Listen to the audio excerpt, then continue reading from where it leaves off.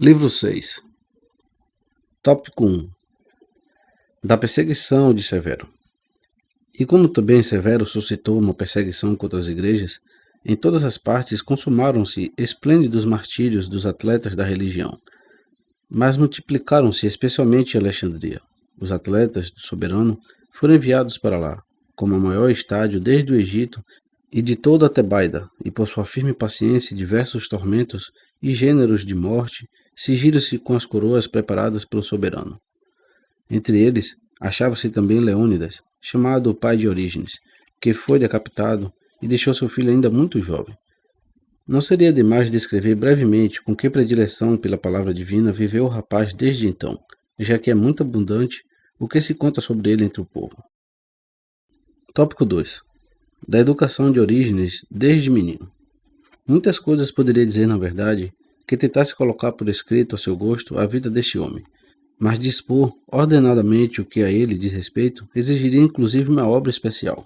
Mesmo assim, nós resumiremos, por enquanto, com a brevidade possível a maior parte e exporemos sobre ele somente algumas coisas, tomando dos dados de algumas cartas e do relato dos discípulos que sobreviveram até nossos dias. Sobre Orígenes, mesmo os fatos de quando usava fraldas, por assim dizer, parecem-me dignos de menção. Seguia Severo pelo 10º ano de seu reinado, e Leto governava Alexandria e o resto do Egito. O episcopado das igrejas dali acabara de passar a Demétrio, sucedendo a Juliano.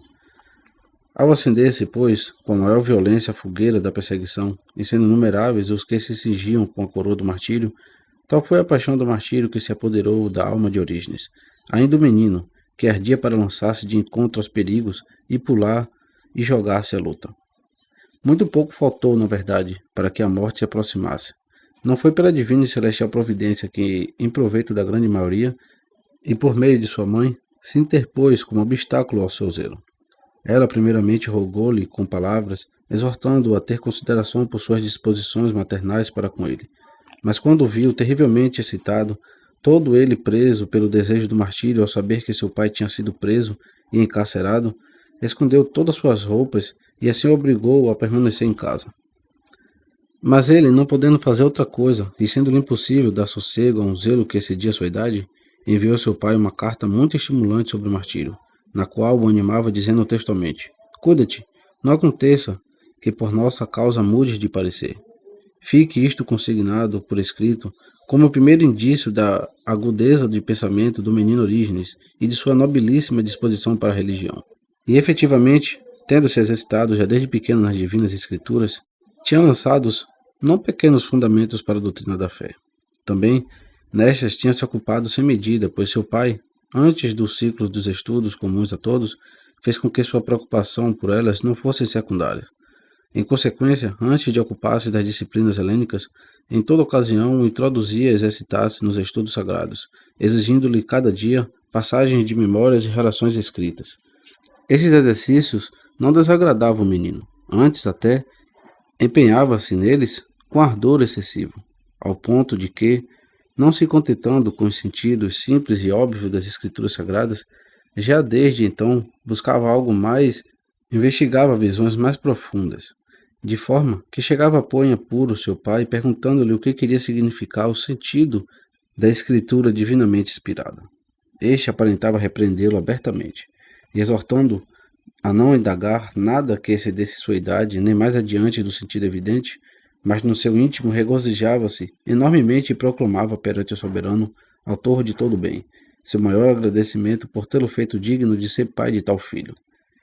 E conta-se que muitas vezes, quando se junta ao menino que dormia, desnudava-lhe o peito, como se dentro dele habitasse o Espírito Divino, beijava-o com referência e se considerava feliz por seu nobre rebento. Estas coisas e outras do mesmo estilo recordam-se sobre a infância de Orígenes. Quando seu pai morreu mártir, ele ficou só com sua mãe e 6 irmãos menores, quando ainda não contava mais de 17 anos. A fazenda paterna foi confiscada pelo tesouro imperial, e ele, com os seus, encontrou-se em diligência das coisas necessárias para a vida. Mas foi considerado digno da providência divina e encontrou proteção além de tranquilidade e uma senhora riquíssima em meados da vida e muito distinta, mas que rodeava de atenções um homem muito conhecido, um dos hereges que então havia em Alexandria. Este era antioquenho de origem, e a mencionada senhora tinha-o consigo como filho adotivo e rodeava-o das maiores honras. Mas Orígenes, que por necessidade estava habitualmente com ele, já desde aquela idade dava provas claras de sua ortodoxia na fé, pois ainda que uma multidão incontável, não apenas de hereges, mas também dos nossos, se reuniu junto a Paulo. Assim se chamava o homem, porque lhes parecia eloquente. Jamais se conseguiu que o acompanhasse na oração, guardando desde menino a regra da igreja e abominando, como diz textualmente sobre si mesmo em alguma parte, os ensinamentos das heresias. Previamente iniciado por seu pai nas disciplinas dos gregos, depois da morte deste, entregou-se por inteiro com maior zelo ao estudo das letras, de forma que não muito depois da morte do pai, tinha já uma preparação suficiente em conhecimentos gramaticais. Com sua entrega a estes estudos, procurava em abundância, para a sua idade, o que era necessário. Tópico 3. De como Orígenes, sendo ainda um rapaz, ensinava a doutrina do ungido. E estando entregue ao ensino, segundo ele mesmo nos informa em algum de seus livros, e não havendo em Alexandria ninguém dedicado à instrução catequética, pois todos tinham sido expulsos pela ameaça de perseguição, alguns gentios acudiram a ele para escutar a palavra do soberano. Dá a entender que o primeiro deles foi Plutarco, o qual, depois de uma vida honesta, foi adornado com martírio divino. O segundo foi Heracles, irmão de Plutarco, que depois de dar ele mesmo numerosos exemplos de vida filosófica e disciplina, foi considerado digno do episcopado de Alexandria, depois de Demétrio. Orígenes ia completar 18 anos quando foi posto à frente da escola catequética, momento em que, sob a perseguição do governador de Alexandria, Áquila, realizava grandes progressos. Foi então também que seu nome se fez famoso entre todos a quem movia fé, pela acolhida e solicitude que mostrava para com todos os santos mártires conhecidos e desconhecidos. Com efeito, não somente os assistia quando estavam no cárcere e quando eram julgados, até a sentença final, mas também depois desta, quando os santos mártires eram conduzidos à morte, com extrema ousadia e expondo-se aos mesmos perigos. Tanto é que muitas vezes, por aproximar-se resolutamente e atrever-se a saudar os mártires com um beijo, faltou pouco para que a plebe de pagãos, que estava em redor enfurecida, o apedrejasse, mas a cada vez, com a ajuda da destra divina, escapou milagrosamente. E esta mesma celestial graça o aguardou em outras ocasiões, uma e outra vez, impossível dizer quantas, quando se conspirava contra ele, devido ao seu excesso de zelo e de ousadia em favor da doutrina do ungido. A guerra que os infiéis faziam contra ele era tal que se formaram esquadrões e postavam soldados em torno da casa em que se achava, devido à multidão dos que dele recebiam a instrução da fé sagrada. Dia a dia a perseguição contra ele se acirrava tanto que em toda a cidade já não havia lugar para ele. Mudando de casa em casa, de todos os lugares, o expulsavam por causa do grande número dos que por ele se aproximavam do ensinamento divino. E sua própria conduta prática tinha traços admiráveis de virtude da mais genuína filosofia. Demonstrava, pois, o dito, tal como sua palavra, assim seu caráter, e tal como seu caráter, assim sua palavra. Esta era, sobretudo, a causa de que, com a ajuda do poder divino, arrastasse milhares de pessoas a imitá-lo. E quando viu que os discípulos ocorriam ainda mais numerosos e que ele era o único encarregado pelo chefe da igreja, Demétrio, da escola catequética, considerando que o ensino da gramática era incompatível com o exercício da disciplina divina, rompeu sem vacilar com o estudo da gramática como inútil e contrário às ciências divinas. Depois, com bom cálculo, para não precisar de ajuda de outros, desfez-se de todas as obras que até então tinha de literatura antiga, trabalhadas com muito gosto, e se contentava com os 4 óbulos que diariamente lhe levava aqueles que as comprou. Durante muitos anos continuou levando esse tipo de vida de filósofo, arrancando de si mesmo tudo que pudesse dar estímulo de suas paixões juvenis, suportando durante todo o dia consideráveis fadigas ascéticas e à noite consagrando a maior parte do tempo ao estudo das divinas escrituras. Assim, perseverava numa vida mais filosófica possível, seja em exercícios de jejum, seja reduzindo o tempo de sono, que de qualquer forma nunca tomava sobre o leito, mas a toda custa sobre o chão.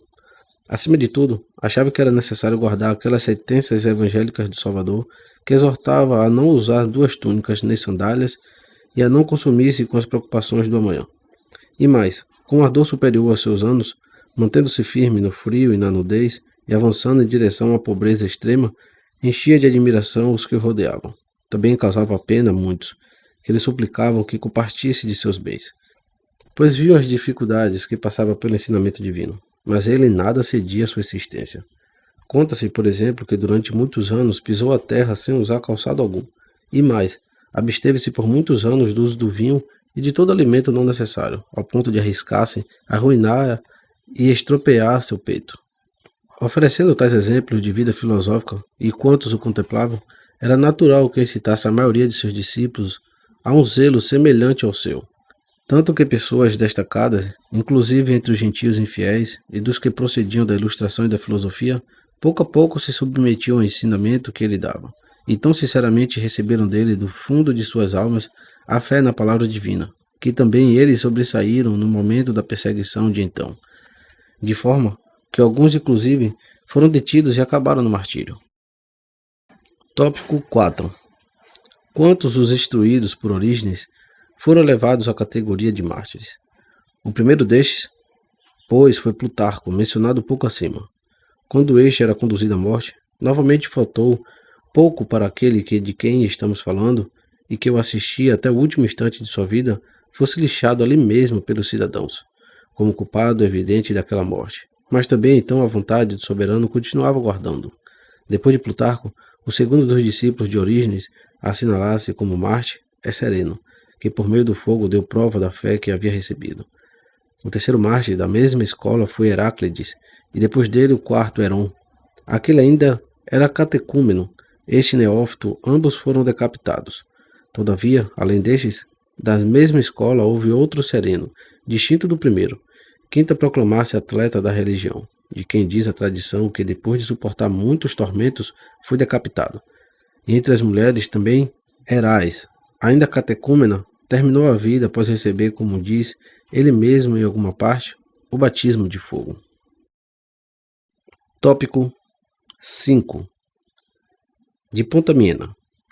Entre eles, conta-se como sétimo Basílides, o que conduziu a famosíssima Pontamiena à sua execução. Muita coisa se conta ainda hoje sobre ela entre seus compatriotas. Depois de sustentar 1000 combates contra homens dissolutos em defesa da pureza de seu corpo e de sua virgindade que distinguiam, pois assim como a força de sua alma, também a beleza de seu corpo estava em plena floração, e depois de suportar inúmeros tormentos, por fim, depois de torturas terríveis e que fazem estremecer só em nomeá-las, morreu ardendo viva juntamente com sua mãe Marcela. Conta-se que o juiz cujo nome era Áquila, depois de fazê-la atormentar cruelmente por todo o corpo, finalmente ameaçou entregá-la aos gladiadores para o traje de seu corpo. Mas ela, depois de refletir em si mesmada por breves instantes, ao ser questionada sobre o que decidia, deu tal resposta que aos ouvidos daqueles parecia soar como algo ímpio. Ainda falava quando recebeu os termos de sua sentença. Basílides, um dos funcionários militares, tomou-a e a conduziu para sua execução. Como a turba tentava molestá-la com palavras indecentes, ele rechaçava e afugentava os insolentes, e mostrava para com ela maior compaixão e humanidade. Ela, por sua parte, aceitando a simpatia de que era alvo, exortava aquele homem a ter valor, pois ela pediria seu próprio Mariá, nada mais que partir, e em breve poderia corresponder ao que ele havia feito por ela. Dito isto, enfrentou com nobreza seu fim enquanto derramava um piche fervente sobre ela lenta e paulatinamente pelos diversos membros de seu corpo, desde a planta dos pés até o topo da cabeça. E assim foi o combate travado por esta jovem digna de louvor. Não muito depois, Basílides, tendo seus companheiros de milícia exigido juramento por algum motivo, afirmou que de modo algum poderia jurar, porque era cristão, e o proclamava publicamente. A princípio, durante algum tempo, pensavam que gracejava, mas como ele insistisse obstinadamente, conduziram-lhe ao juiz, e também perante este proclamou sua resistência e foi lançado à prisão. Quando seus irmãos em Ar chegaram-se a ele e trataram de informar-se sobre a causa desta repentina e maravilhosa decisão, conta-se que disse que Pontamiena tinha-lhe aparecido durante a noite, 3 dias depois de seu martírio. Cingira-lhe a cabeça com uma coroa e lhe havia dito que pedira ao Mariá graça por ele, que havia obtido o pedido e que não tardando muito tomaria consigo. Ante isto, os irmãos aplicaram-lhe o selo do Mariá, e no dia seguinte, depois de brilhar no testemunho do Mariá, foi decapitado. Conta-se mesmo que, pelas datas mencionadas, muitos outros cidadãos de Alexandria se acercavam em massa à doutrina do ungido, porque em sonhos lhe aparecera Potamiena, segundo diziam, e os convidara a isto. Mas basta já com isto. Tópico 6. De Clemente de Alexandria. Tendo sucedido a Panteno, Clemente vinha regendo a catequese de Alexandria até aquele mesmo tempo, de maneira que também Orígenes foi um de seus discípulos. Pelo menos Clemente, ao apresentar o material de seus Estromateis no livro 1, expõe o quadro cronológico assinalado como limite à morte de Cômodo, com o que fica claro que compôs esta obra em tempos de Severo, cuja época se descreve na presente história. Tópico 7. Do escritor Judas. Neste mesmo tempo, outro escritor, Judas, comentando por escrito as 70 semanas de Daniel, detém também sua cronologia no 10º ano do Severo. Também cria a tão decantada aparição do Anticristo. Estava já então se aproximando. A tal ponto a violência daquela perseguição contra nós transformava as mentes da maioria. Tópico 8. Da façanha de Orígenes. Nesse tempo, estando ocupado no trabalho de catequese em Alexandria, Orígenes leva a cabo uma façanha que se demonstra um ânimo imaturo e juvenil. Oferece ao mesmo tempo uma prova plena de fé e de continência. Efetivamente, tomando muito ao pé da letra com ânimo bastante juvenil a frase: há eunucos que se castraram a si mesmos pelo reino dos céus. E pensando, por um lado, cumprir assim a palavra do Salvador, e por outro, com o fim de evitar entre os infiéis toda suspeita e calúnia vergonhosa. Já que sendo tão jovem, tratava das coisas do soberano não apenas com homens, mas também com mulheres. Decidiu-se a concretizar a palavra do Salvador, cuidando para que passasse despercebido para a maioria de seus discípulos. Mas não lhe era possível, mesmo querendo ocultar semelhante façanha, e assim mais tarde soube o Demétrio como presidente daquela igreja. Muito se admirou por aquela façanha, e aceitando-os ele a sinceridade de sua fé, exortava-o a ter ânimo e o estimulava a empenhar-se agora com mais força na obra de catequese. Tal era, então, a atitude de Demétrio. Mas não muito tempo depois, vendo o êxodo de Orígenes, sua grandeza, seu brilho e sua fama universal, foi vítima de paixão humana e tratou de descrever aos bispos de todo o mundo aquela façanha como sendo totalmente absurda. Quando os bispos mais experientes e mais ilustres da Palestina, a saber, os de Cesareia e Jerusalém, consideraram Orígenes digno de privilégio e da mais alta honra, impuseram-lhe as mãos para ordená-lo presbítero. Assim, pois, no mesmo momento em que Orígenes havia alcançado uma grande glória e havia conquistado em todas as partes e entre todos os homens considerável renome, fama de atitude e sabedoria, Demétrio, não tendo nenhum outro motivo de acusação, armou um escândalo tremendo por aquela ação que Orígenes havia cometido, sendo menino, e se atreveu a envolver em suas acusações os que o haviam promovido aos presbiterato. Isto ocorreu em realidade pouco tempo depois. Por este tempo, no entanto, Orígenes estava entregue em Alexandria ao sino divino para todos os que acudiam a ele, sem reservas, à noite e inclusive de dia, dedicando sem vacilação todo o seu tempo às ciências divinas e aos discípulos que o frequentavam. Depois de exercer o império durante 18 anos, Severo é sucedido por seu filho Antonino. Neste tempo, uns dos que se portaram virilmente na perseguição e depois dos combates de sua confissão foram preservados pela providência divina, foi um tal Alexandre, mencionado há pouco como bispo da igreja de Jerusalém. Por ter se distinguido em sua confissão por ungido, foi considerado digno do mencionado episcopado, ainda que Narciso, seu predecessor, ainda estivesse vivo. Tópico 9. Dos milagres de Narciso. Muitos, pois, e diversos são os milagres que os cidadãos daquela igreja recordam de Narciso, transmitidos por tradição dos irmãos que se sucederam. Entre eles relatam também o seguinte prodígio realizado por ele. Dizem que uma vez, durante a grande vigília de Páscoa, faltou o azeite aos diáconos. Devido a isso, apoderou-se da multidão um grande desânimo. Narciso mandou então aos que preparavam as luzes que pegassem água e levassem a ele.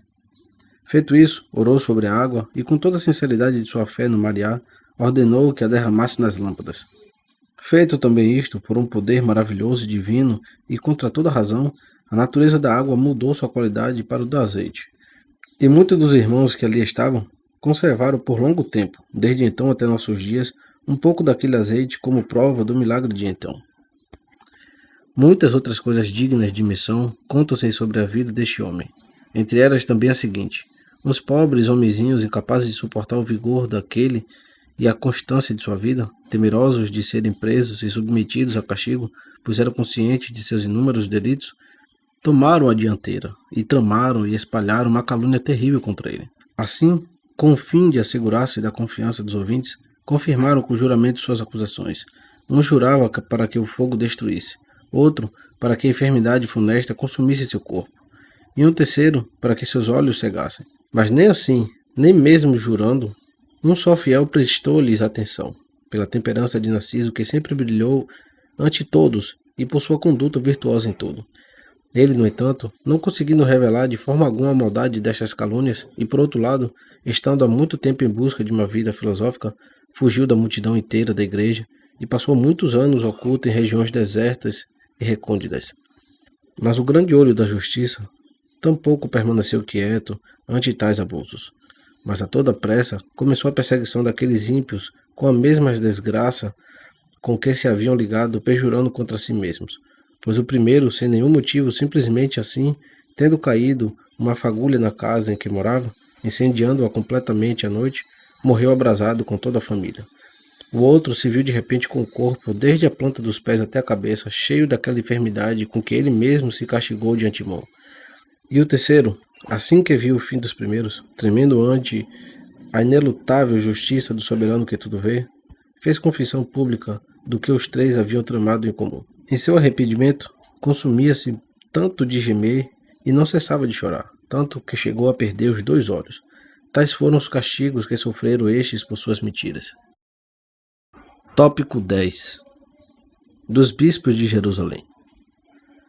Tendo-se retirado Narciso e não sabendo ninguém onde poderia achar-se, os bispos que presidiam as igrejas limítrofes resolveram impor as mãos a um novo bispo. Este se chamava Dios. Depois de presidir não muito tempo, sucedeu Germânio, e a este Górdio, sob o qual reapareceu Narciso, de alguma parte, como ressuscitado.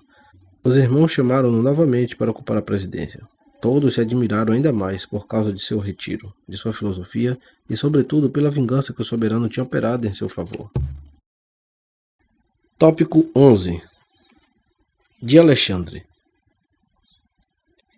Como Narciso já não estivesse em condições de exercer o ministério por causa de sua extrema velhice, a providência do soberano chamou o mencionado Alexandre, que era bispo de outra igreja, para exercer as funções episcopais junto com Narciso, conforme uma revelação que este teve em sonhos à noite.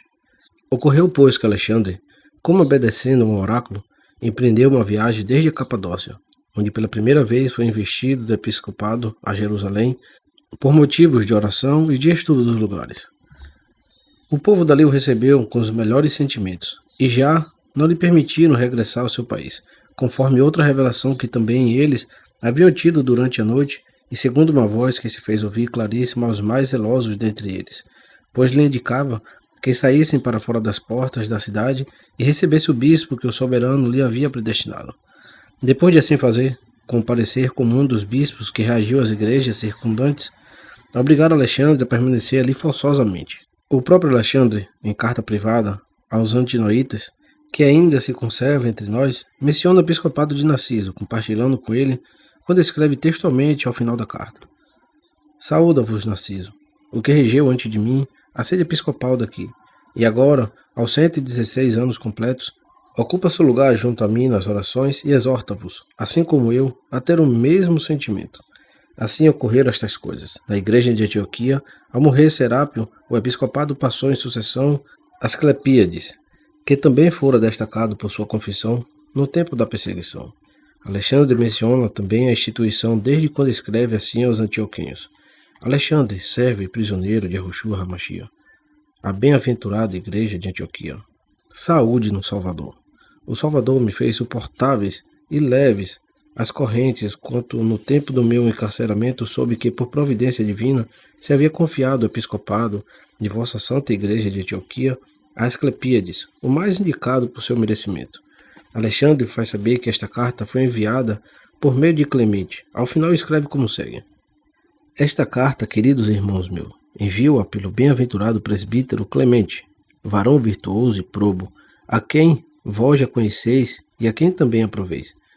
Em sua estada aqui, conforme a providência e supervisão do dono, consolidou e fortaleceu a Igreja do Salvador.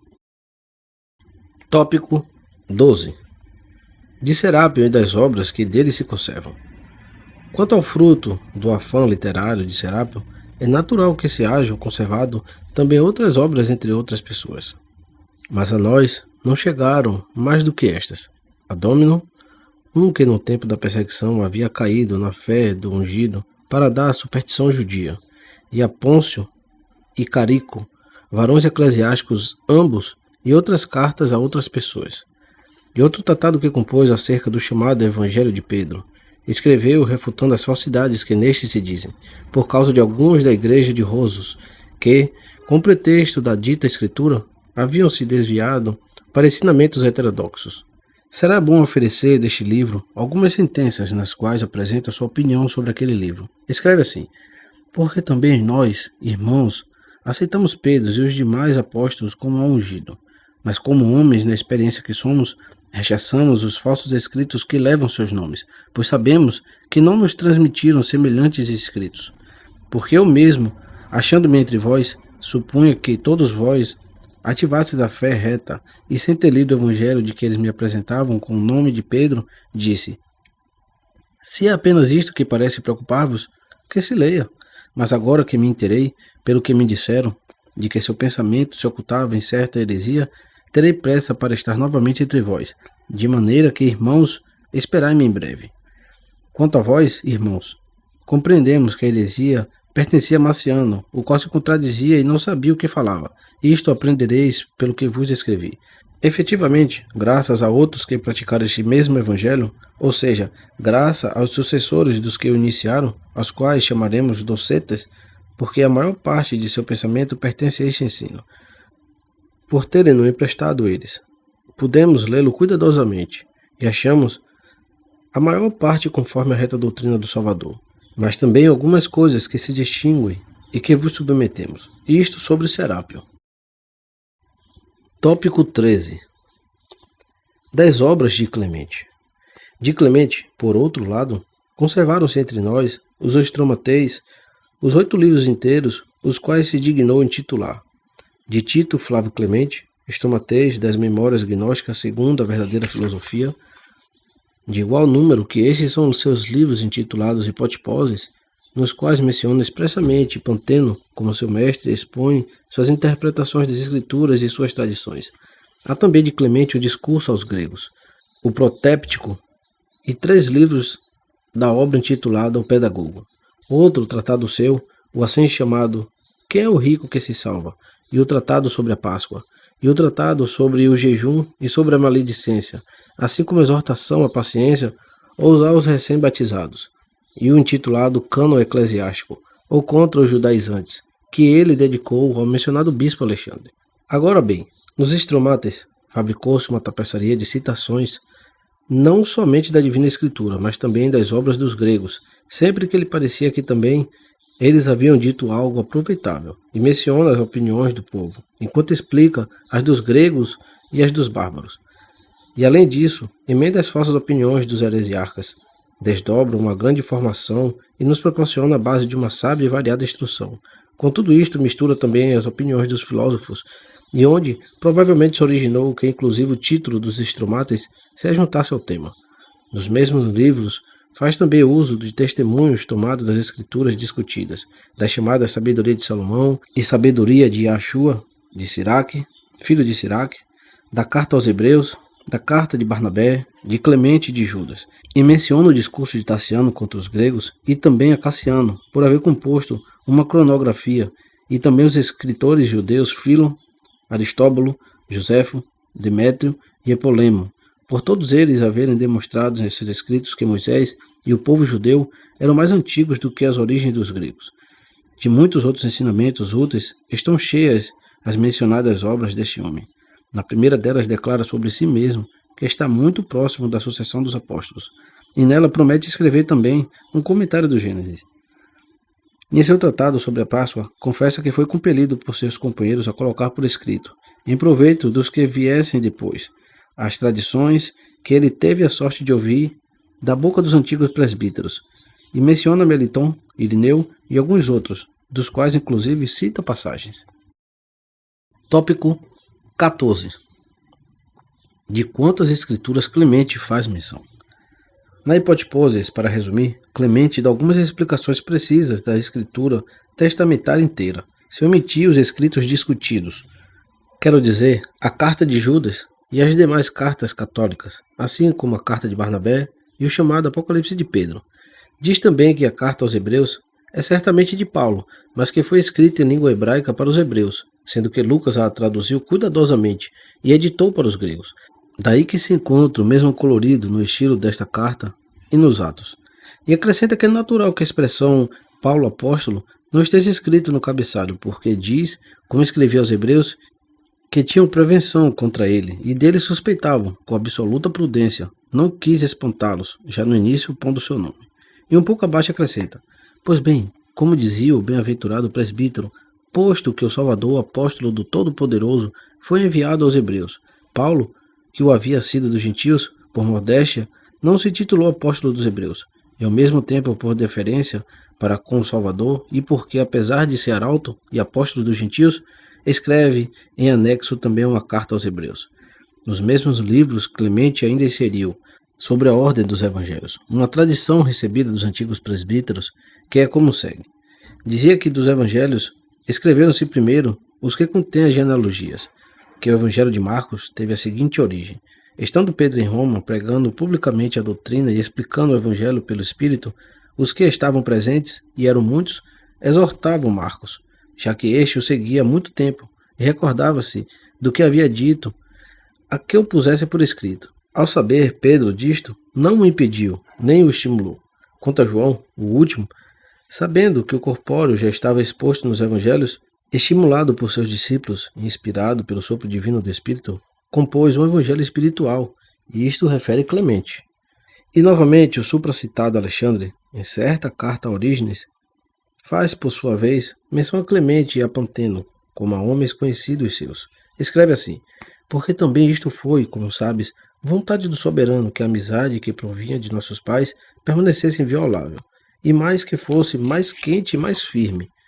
Efetivamente, reconhecemos como pais aqueles bem-aventurados que nos precederam no caminho e com os quais estaremos dentro e pouco. Panteno, verdadeiro bem-aventurado e senhor, e o Santo Clemente, que foi meu senhor e me ajudou, e algum outro, se o há. Por meio deles conheci a ti, que em tudo és o melhor, e senhor e irmão meu.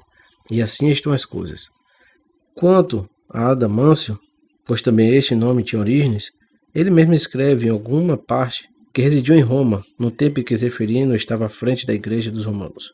Diz, desejando ver a antiquíssima igreja dos romanos, depois de passar ali muito pouco tempo, regressou a Alexandria e ali continuava com toda a sua diligência as tarefas costumeiras de instrução catequética.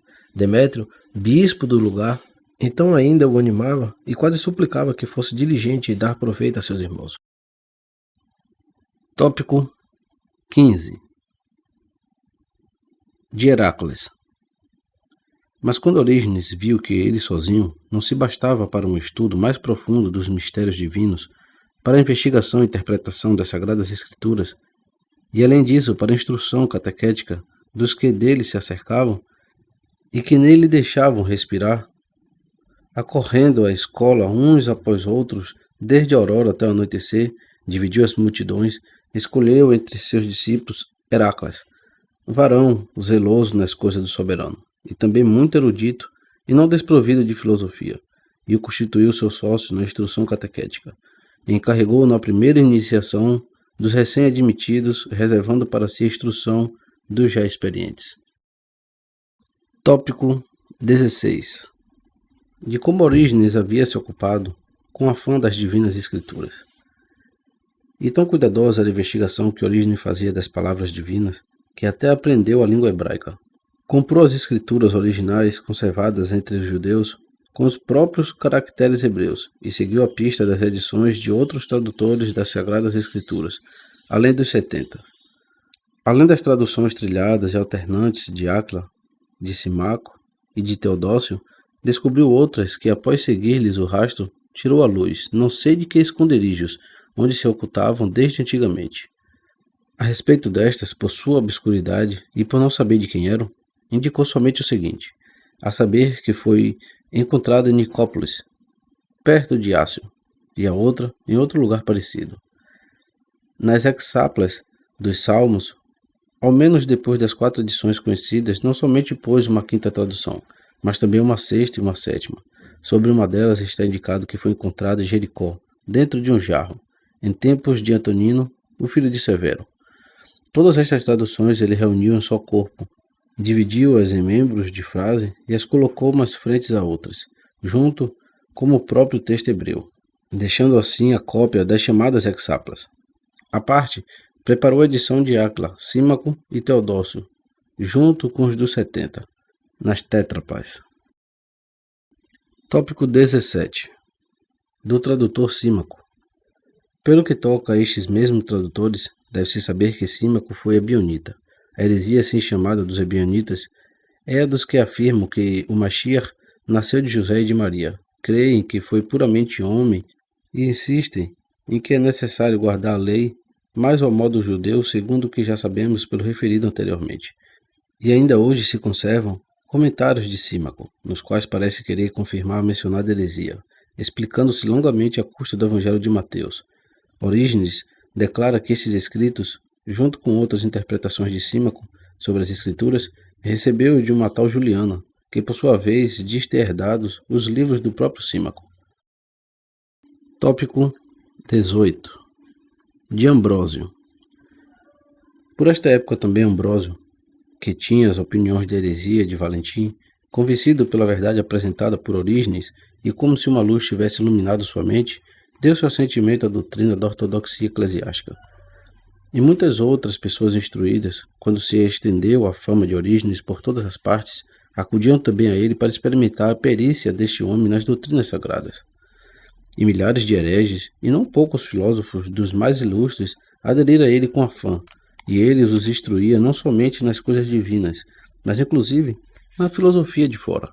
De fato, aqueles que via naturalmente bem dotados, iniciava nos conhecimentos filosóficos, dando-lhes geometria, aritmética e outras disciplinas preliminares, guiando-os pelas seitas existentes entre os filósofos, explicando minuciosamente as obras destes e comentando e examinando cada um, de modo que inclusive entre os gregos proclamavam-no como grande filósofo, e a muitos, inclusive entre os menos preparados, iniciava nas disciplinas cíclicas, declarando que através delas teriam não pequena captação para o exame e a preparação das divinas escrituras. Daí que considerasse necessário, sobretudo para si mesmo, o exercício nas disciplinas mundanas e nas filosóficas. Tópico 19. Quantas coisas se mencionam sobre Orígenes? Outras testemunhas de seu êxito nesses estudos são dentre os próprios gregos, aqueles filósofos que floresceram em seu tempo e em cujas obras encontramos mencionado este homem muitas vezes. Uma porque eles dedicaram suas próprias obras e outras porque submetem-lhe o fruto de seus próprios trabalhos, como a um mestre para que o julgasse. Mas que necessidade há de dizer isto, quando o próprio Porfírio, nosso contemporâneo estabelecido na Sicília, compôs uma obra contra nós, tentando com elas caluniar as Sagradas Escrituras e menciona os que a interpretam. Não podendo de forma alguma levantar a menor acusação por conta de nossas doutrinas e a falta de razões, volta-se contra os próprios intérpretes para injuriá-los e caluniá-los, e mais especialmente a Orígenes. Sobre este, diz que o conheceu na primeira juventude e trata de caluniá-lo. No entanto, o que realmente faz é recomendá-lo sem saber, seja dizendo a verdade, ali onde não lhe era possível dizer outra coisa, seja mentindo no que pensava que passaria despercebido, e então algumas vezes o acusa de cristão, e outras descreve sua entrega às ciências filosóficas. Ouve, pois, o que diz textualmente. Alguns, em seu afã de encontrar, não abandonam, mas uma explicação da perversidade das escrituras judaicas, entregaram-se a umas interpretações que são incompatíveis e estão em desacordo com o espírito, pelo que oferecem, mais do que uma apologia em favor do estranho e aceitação e louvor do mesmo. Efetivamente, as coisas que em Moisés estão ditas com claridade, eles alardeiam que são enigmas e lhes dão um ar de divino, como de oráculos cheios de ocultos mistérios, e depois de enfeitiçar com o fumo de seu orgulho a faculdade crítica da alma, levam a cabo suas interpretações. Depois de mais algumas coisas, diz: mas este gênero de absurdo, ele receberam daquele varão com quem eu também tratei sendo ainda muito jovem, que teve enorme reputação e que ainda tem pelos escritos que deixou de Orígenes, digo, cuja glória se espalhou amplamente entre os mestres daquelas doutrinas. Efetivamente, tendo sido ouvinte de Homônio, que em nosso tempo foi o que mais progrediu em filosofia, chegou a adquirir de seu mestre um grande aproveitamento para o domínio das ciências, mas no que tange a reta orientação da vida, empreendeu um caminho contrário ao de Homônio. De fato, Amônio era cristão e seus pais o educaram nas doutrinas cristãs, mas quando entrou em contato com o pensar e a filosofia, imediatamente converteu-se a um gênero de vida conforme as leis. Orígenes, por outro lado, grego e educado nas doutrinas gregas, veio a dar na temeridade própria dos bárbaros. Entregando-se a ela, corrompeu-se e corrompeu seu domínio das ciências. Quanto à sua vida, vivia como cristão e contra as leis. Quanto às suas opiniões sobre as coisas e sobre a divindade, pensava como grego e introduziu o grego nas fábulas estrangeiras, porque ele vivia em trato contínuo com Platão e frequentava as obras de Numênio, de Crônio, de Apolófanes, de Longino, de Moderato, de Nicomaco e dos outros autores mais conspícuos dos pitagóricos. Também usava os livros do estoico, Quedemon e de Cornuto. Por ele, conheceu a interpretação alegórica dos mistérios dos gregos e acomodou as escrituras judias. Isso diz Porfírio no livro 3º, dos que escreveu contra os cristãos.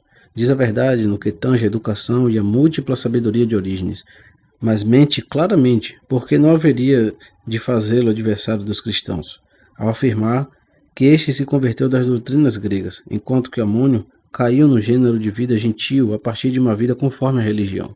Efetivamente, Orígenes conservou vivos os ensinamentos cristãos que vinham de seus pais, como é demonstrado pelas passagens precedentes desta história, e Amônio manteve com firmeza puros e inaceitáveis, inclusive até o fim de sua vida, os princípios da filosofia inspirada, como é atestado de certa forma até hoje pelos trabalhos deste homem, famoso entre a maioria pelos escritos que deixou, como por exemplo o titulado da Harmonia entre Moisés e Yahushua, e todos os outros que se encontram em poder dos amantes do saber. O que vimos dizendo fica, pois, como prova da calúnia deste mentiroso, e ao mesmo tempo do múltiplo saber de Orígenes. Nas ciências dos gregos, sabemos do que ele mesmo escreve numa carta defendendo-se contra alguns que o acusam de seu zelo por aquelas ciências. Mas como eu me entregasse à doutrina, e a fama de nossa capacidade ia-se espalhando, e se aproximavam de mim, ora os hereges, ora os que provinham das ciências gregas, sobretudo os filósofos. Determinei-me a examinar as opiniões dos hereges, e o que proclamam os filósofos acerca da verdade. Isto fizemos imitando Panteno, aquele varão que antes de nós ajudou a tantos, e que possuía não pequena preparação naquelas ciências, e também a Heracles, que agora ocupa um posto de um presbítero de Alexandria, e a quem encontrei junto ao mestre das disciplinas filosóficas, com o qual ele já tinha permanecido 5 anos, antes que eu começasse a ouvir suas lições. Por causa do mestre, despojou-se da roupa corrente que antes usava e adotou o uniforme dos filósofos, que ainda conserva até hoje, e não cessa de estudar nos livros dos gregos tudo o que pode. Isto é o que diz Orígenes em defesa de seu exército na literatura grega. Nesse tempo, vivendo ele em Alexandria, apresentou-se-lhe um soldado que entregou umas cartas a Demétrio, o bispo da comunidade e ao governador do Egito de então, de parte do governador da Arábia, com o fim de que a toda pressa enviasse Orígenes para que se entrevistasse com ele. E Orígenes chegou à Arábia, mas não muito depois, cumprindo o objetivo de sua ida, regressou outra vez a Alexandria. Entretanto, deu-se novamente na cidade uma não pequena guerra, e Orígenes, saindo ocultamente de Alexandria, foi à Palestina e resistiu em Cesareia. Aqui os bispos lhe pediram que desse conferências e interpretasse as divinas escrituras publicamente na igreja, apesar de que ainda não havia recebido a ordenação de presbítero. Que isso foi assim, declaram as palavras de Alexandre, o bispo de Jerusalém, e Teoctisto, o de Cesareia, os quais, escrevendo sobre Demétrio, defende-se como segue. Acrescente em sua carta que isto jamais se ouviu, nem agora se faz, que preguem leigos, estando presentes os bispos. Eu não sei como diz o que evidentemente não é verdade, porque de onde quer que se encontrem homens com capacidade para trazer proveito aos irmãos, os santos bispos os convidam a pregar ao povo, como convidaram nossos bem-aventurados irmãos, Neon e Evelpes, em Laranda, Celso e Paulino em Icônio e Ático e Teodoro em Sinádia. É provável que também em outros lugares ocorra o mesmo, sem que nós o saibamos. Assim é que o mencionado varão, ainda que jovem, era honrado não somente pelos compatriotas, mas também pelos bispos do estrangeiro. Pois bem, quando Demétrio chamou novamente por carta e exigiu por meio de diáconos de sua igreja que regressasse a Alexandria depois de chegar, continuou cumprindo as tarefas costumeiras. Tópico 20. Quantas obras subsistem dos homens de então? Floresciam nesta época muitos varões eloquentes e eclesiásticos, cujas cartas, que mutuamente se escreviam, ainda hoje se conservam e são fáceis de encontrar. Também foram preservadas até nossos dias na biblioteca de Elia, formada por Alexandre, que então regia a igreja dali, e na qual nós também podemos reunir pessoalmente o material para a presente obra. Entre eles, Berilo deixou também, junto com as cartas, diversos e belos escritos. Era bispo dos árabes em Bostra, e o mesmo Hipólito, que provavelmente presidia também outra igreja. Também chegou até nós de Caio, varão sapientíssimo, um diálogo composto em Roma, em tempos de Zefirino, contra Próclo, defensor da heresia catafrida. Neste diálogo, ao pôr freio aos contrários em sua propensão e atrevimento a compor novas escrituras, somente fez menção às 13 cartas do santo apóstolo e não enumera com as demais cartas aos hebreus, pois até hoje alguns romanos pensam que não é do apóstolo. Tópico 21. Quantos bispos eram célebres naqueles tempos? Mas tendo Antonino reinado 7 anos e 6 meses, sucedeu o Macrino. Este manteve-se por 1 ano e novamente recebeu o principado dos romanos outro Antonino. Em seu primeiro ano morreu Zefirino, bispo dos romanos, depois de ter exercido o ministério pelo espaço de 18 anos completos. Depois dele se confiou o episcopado a Calixto, que viveu ainda 5 anos e deixou o ministério a Urbano. Depois disto, não tendo Antonino se mantido mais do que 4 anos, sucedeu como imperador Alexandre no principado dos romanos.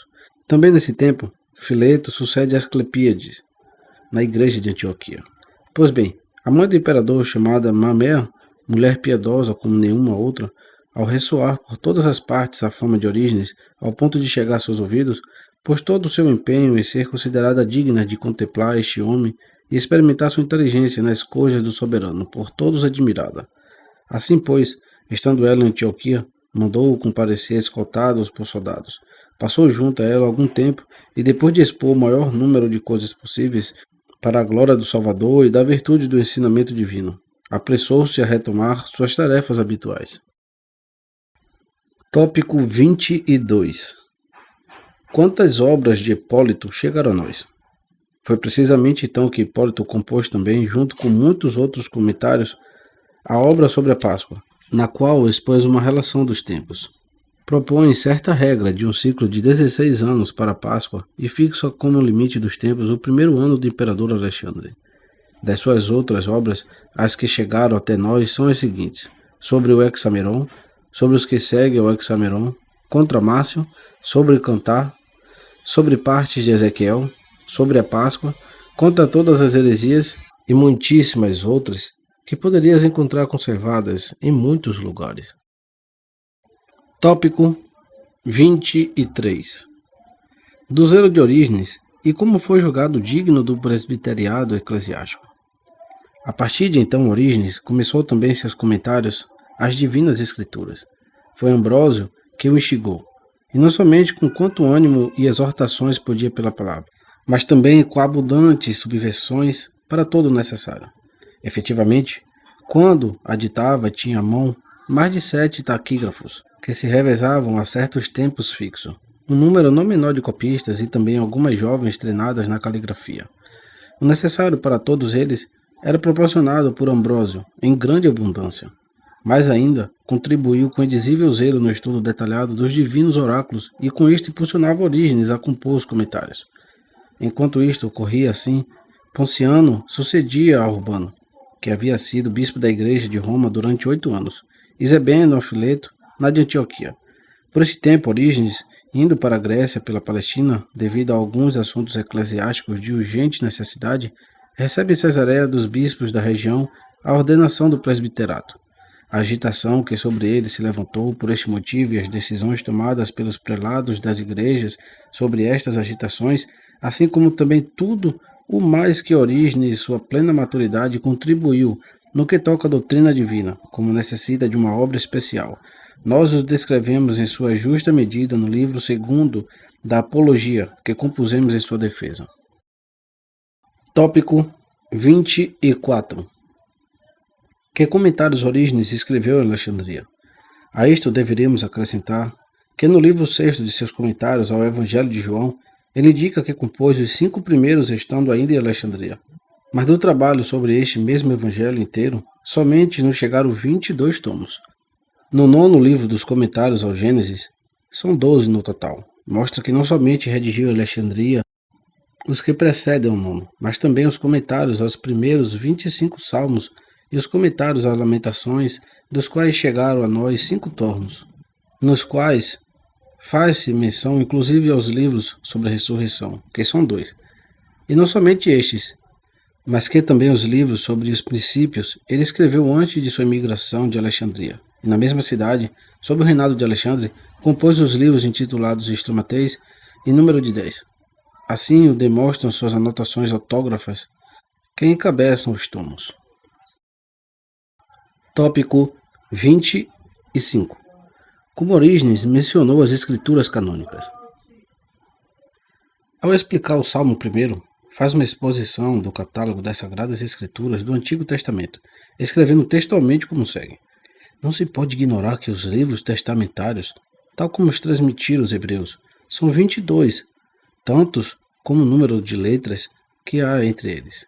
Logo depois de algumas frases, continua dizendo: os 22 livros, segundo os hebreus, são estes, o que entre nós se intitula Gênesis, e entre os hebreus, Bereshit, pelo começo do livro, que é, no princípio, Êxodo, ou Shemot, que significa, estes são os nomes, Levítico, o Vaikra, e chamou Números, Bamidbar, Deuteronômio, Devarim.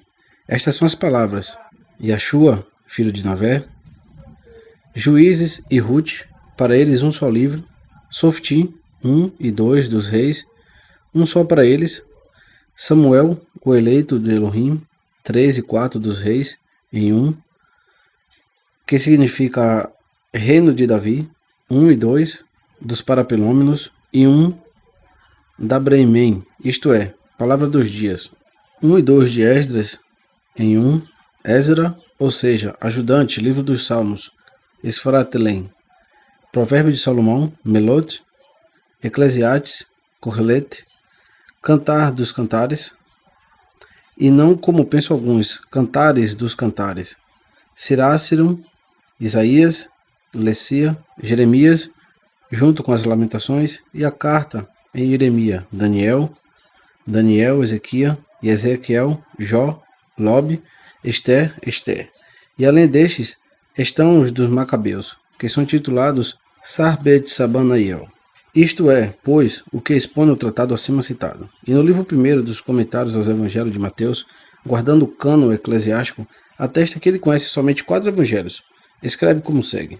Acerca dos 4 evangelhos, que também são os únicos que não foram discutidos na Igreja do Soberano que está sob o céu, por tradição aprendi que o primeiro a ser escrito foi o Evangelho de Mateus, que foi, por algum tempo, arrecadador e depois apóstolo de Yahushua HaMashiach, que o compôs em língua hebraica e o publicou para os fiéis procedentes do judaísmo.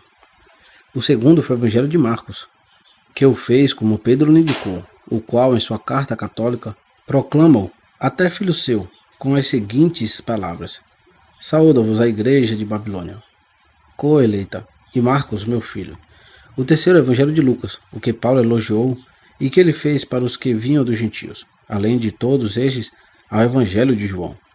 E no 5º livro dos comentários ao Evangelho de João, o mesmo autor diz acerca das cartas dos apóstolos o seguinte: mas aquele que tinha sido capacitado para converter-se em ministro do Novo Testamento, não da letra, mas do Espírito, Paulo, que havia cumprido o Evangelho desde Jerusalém, dando a volta até Ilírico, não escreveu a todas as igrejas as quais tinha ensinado. E mais, mesmo as que escreveu, mandou cartas de umas poucas linhas. E Pedro, sobre quem se edifica a igreja do ungido, contra a qual não prevalecerão as portas dos Hades, deixou só uma carta por todos reconhecida, talvez também uma segunda, pois é posta em dúvida. Que haverá para dizer sobre João, o que se recostou sobre o peito de Yahushua? Deixou um só evangelho, ainda que confesse que poderia escrever tantos que nem o mundo poderia contê-los, e escreveu também o Apocalipse, depois de receber a ordem de calar, e não escrevia as vozes dos 7 tronos. Deixou também uma carta de muitas poucas linhas, e talvez também uma segunda e uma terceira, pois nem todos dizem que estas são genuínas. Só que as duas não chegam a uma centena de linhas. Além disto, Orígenes explica acerca das cartas aos hebreus em sua homilia sobre a mesma o seguinte, que o caráter da dicção de carta intitulada aos hebreus não tem aquela rudeza de linguagem do apóstolo, que confessa ser rude na palavra, isto é, no estilo, mas que a carta é bem mais grega pela composição de sua dicção. Todo aquele que souber discernir as diferenças de estilo poderá reconhecê-lo. E ainda mais, que os pensamentos da carta são admiráveis e não inferiores às das cartas que se admitem ser do apóstolo. Qualquer um que se aplique à leitura do apóstolo dirá conosco que também isto é verdade. Depois de outras coisas acrescenta, de minha parte, se hei de dar minha opinião, eu diria que os pensamentos sim, são de Paulo, mas o estilo e a composição são de alguém que evoca a memória dos ensinamentos do apóstolo, como um aluno que anota por escrito as coisas que seu mestre disse. Por conseguinte, se alguma igreja tiver esta carta como sendo de Paulo, que também por isto seja estimada, pois não sem motivo os antigos varões as transmitiram como de Paulo. Mas quem escreveu a carta? O soberano sabe a verdade. Por outro lado, chegou a nós o relato de alguns que dizem que a carta foi escrita por Clemente, que foi bispo dos romanos, e o de outros, segundo os quais foi Lucas, quem escreveu o Evangelho de os Atos. Mas que isto fique assim. Tópico 26. De como Heráclides recebeu em sucessão o episcopado de Alexandria. Corria o 10º ano do mencionado reinado, quando Orígenes emigrou de Alexandria a Cesareia, deixando a Heráclides a escola catequética dali. Mas pouco tempo depois morreu também Demétrio, o bispo da igreja de Alexandria, depois de manter-se no ministério pelo espaço de 43 anos completos. Sucedeu Heráclides. Tópico 27. Como era considerado pelos bispos. Por este tempo declarava-se Firmiliano, bispo de Cesareia da Capadócia. Tão grande era seu interesse por Orígenes que uma vez o chamou à sua própria região para proveito das igrejas, e outra vez ele foi à Judéia, à casa de Orígenes, e conviveu algum tempo com ele para o seu melhoramento nas coisas divinas. E não só ele, mas também Alexandre, o bispo de Jerusalém, e Teoctisto, o de Cesareia, estavam ligados a ele a todo o tempo como um único mestre, e recomendaram-lhe que o se ocupasse da interpretação das Sagradas Escrituras e do resto do ensinamento eclesiástico. Tópico 28. Da perseguição de Maximino. Quando o imperador dos romanos Alexandre deu fim a seus 13 anos de império, sucedeu Maximino César. Este, por ressentimento contra a família de Alexandre, que era composta de muitos fiéis, suscitou uma perseguição, ordenando que somente fossem eliminados os chefes das igrejas, como culpado pelo ensino do Evangelho. Foi então que Orígenes compôs sua obra sobre o martírio, que dedicou a Ambrósio e a Protocteto, presbítero, este da comunidade de Cesareia, porque na perseguição ambos tinham sido presas de dificuldades nada comuns. Nelas, estes dois varões distinguiram-se por sua confissão, segundo a tradição, e Maximino não durou mais do que 3 anos. Orígenes explicou este fato da perseguição no livro 22 de seus comentários ao Evangelho de João, e em diversas cartas. Tópico 29. De como Fabiano foi milagrosamente assinalado pelo soberano como bispo de Roma. Depois de Maximino, Gordiano recebeu em sucessão o principado dos romanos, e a Ponciano, que havia exercido o episcopado da igreja de Roma por 6 anos, sucedeu Antero, que depois de servir no cargo durante 1 mês, teve como sucessor Fabiano. Conta-se que Fabiano, junto com outros, depois da morte de Antero, veio do campo e se estabeleceu em Roma, e que ali, por graça divina e celestial, chegou ao cargo episcopal da maneira mais extraordinária. Efetivamente, estando todos os irmãos reunidos para eleger o que haveria de receber em sucessão o episcopado, e sendo numerosíssimos os varões ilustres e célebres que estavam na mente de muitos, a ninguém ocorreu pensar em Fabiano, ali presente. Ainda assim, prontamente, segundo contam, uma pomba vindo do alto pousou sobre sua cabeça, imitando manifestamente a descida do Espírito Santo em forma de pomba sobre o Salvador. Ante este fato, todo o povo, como que movido por um único Espírito Divino, pôs-se a gritar com todo entusiasmo e unanimemente que este era digno, e sem mais tardar, tomaram-no e o colocaram sobre o trono do episcopado. Por este tempo também, morto Zebeno, bispo de Antioquia, sucedeu no cargo Babilas. Em Alexandria, assim como depois de Demétrio Heracles, havia recebido o ministério episcopal. A este sucedeu na escola de catequese Dionísio, outro discípulo de Orígenes. Tópico 30. Quantos discípulos teve Orígenes? Muitos eram os que acudiam a Orígenes, enquanto este se entregava em Cesareia às suas tarefas habituais. E não somente nativos, mas também inúmeros discípulos dos estrangeiros que haviam deixado sua pátria. Destes, os mais ilustres de que sabemos foram Teodoro, que é a mesma pessoa que o famoso bispo contemporâneo nosso Gregório e seu irmão Atenodoro. Ainda que os dois estivessem como embebidos pelos estudos gregos e romanos, Orígenes foi-lhe inoculando o amor da filosofia e os impeliu a trocar pela sesse divina aquele seu primeiro ardor. 5 anos inteiros conviveram com ele, e tão grande foi seu melhoramento nas coisas divinas que, sendo ambos ainda jovens, foram considerados dignos do episcopado das igrejas do Ponto. Tópico 31. De africanos. Também neste tempo era conhecido africanos. O autor dos escritos intitulado Questoi. Dele conserva-se uma carta escrita a Orígenes, na qual se mostra em dúvida sobre se a história de Susana no livro de Daniel é espúria e inventada. Orígenes deu-lhe uma resposta completíssima. Do mesmo Africanos, chegaram a nós outros trabalhos, 5 livros de cronografias executados com exatidão. Neles, diz que pôs-se a caminho de Alexandria devido à grande fama de Heracles, a quem, como já indicamos, depois de ter se distribuído muitíssimo em filosofia e outras ciências dos gregos, havia sido confiado o episcopado daquela igreja. Conserva-se também uma segunda carta do mesmo Africanos, dirigida a Aristides, acerca da grande discordância das genealogias do ungido em Mateus e Lucas. Nela estabelece clarissimamente a concordância de ambos os evangelistas, partindo do relato que a ele chegou e que nós recolhemos e expusemos no livro 1 da presente obra. Tópico 32. Que comentários escreveu Orígenes em Cesareia da Palestina? Orígenes, por este tempo, compunha os comentários a Isaías, como também pelas mesmas datas os comentários a Ezequiel. Dele chegaram a nós 30 tomos do comentário à terceira parte de Isaías, até a visão dos quadrúpedes no deserto, e dos comentários a Ezequiel 25 tomos, que são os únicos que foram feitos sobre o profeta inteiro. Estando por esta época em Atenas, dá o arremate aos comentários a Ezequiel e começa os do Cantar dos Cantares, continuando-os ali mesmo até o livro 5º. Regressou logo a Cesareia e os terminou, 10 no total.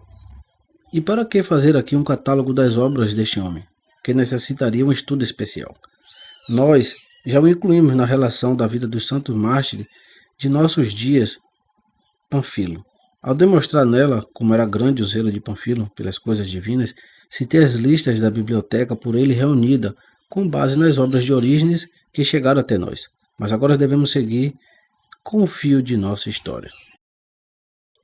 Tópico 33. Sobre o descaminho de Berilo. Berilo, bispo de Bostra, mencionado pouco acima, pervertia a regra eclesiástica e tratava de introduzir ensinamentos estranhos à fé, atrevendo-se a dizer que nosso Salvador e Maria não preexistia com individualidade própria antes de residir entre os homens, e que tampouco possuía divindade própria, mas unicamente a do Pai que habita nele.